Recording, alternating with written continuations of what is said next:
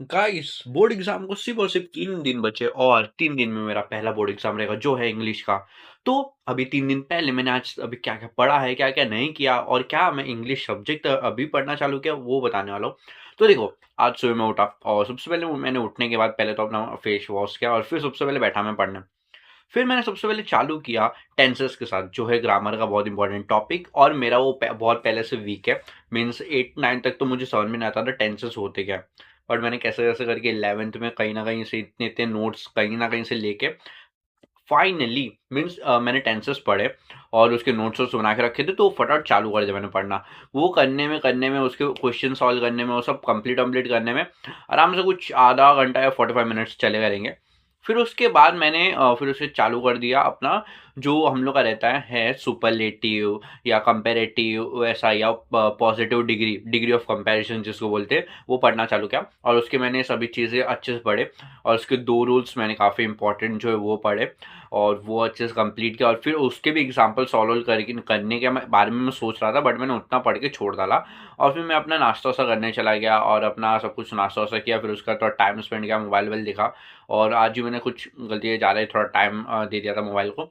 और फिर उसके बाद मैं पढ़ने बैठा वापस। पढ़ने बैठा तो फिर उसके एग्जाम्पल एग्जाम्पल सॉल्व किए फाइनली। और फिर उसके बाद आ गया क्वेश्चन क्या, और फिर मैं आगे आगे एक और टॉपिक पे गया जो था indirect and direct sentence, direct speech, और ये चेंज करना होता है। तो ये थोड़ा इजी रहता है, तो ये तो मैंने फटाफट कर दिया कि हाँ डायरेक्ट स्पीच ये होता है, इनडायरेक्ट स्पीच ऐसा होता है, क्योंकि पहले भी दिया है। बट ये सब टॉपिक करने में आप लोग को लग रहा रहेगा अरे वाह 3 टॉपिक हो गए। नहीं, ये 3 टॉपिक करने में मुझे दोपहर हो गए, सिर्फ और सिर्फ ग्रामर के 3 टॉपिक करने में।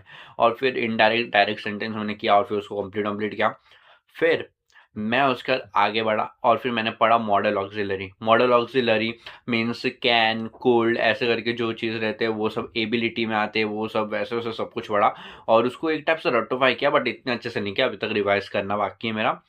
और फिर उसके बाद चेंजेस ये सब सब कुछ किया और फिर उसके बाद मैं फाइनली थोड़ा ब्रेक लिया। शाम को तो ब्रेक वेक लिया और फिर उसके बाद आ गया टॉपिक देखने का कि क्या क्या अभी मेरा बाकी है। तो फिर मैंने देखा कि प्रीपोजिशंस अभी में बाकी है, आर्टिकल्स मेरे बाकी है पढ़ना। और जो सबसे इम्पोर्टेंट बाकी है वो है असर्टिव और पैसिव, एक्टिव और पैसिव वॉइस, सॉरी एक्टिव और पैसिव वॉइस, ये पढ़ना बहुत अच्छे से बाकी है मेरा। तो ये 3 चीज़ें मुझे पढ़ने, बट अभी तक मैंने ऐसे बिता ही किया अभी पूरे दिन में।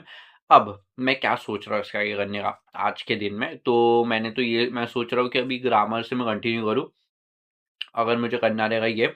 बाकी मेरा पढ़ के तो बहुत कम हुआ है, खासकर हिंदी का, और हिंदी के एग्ज़ाम के लिए टाइम नहीं मिलने वाला।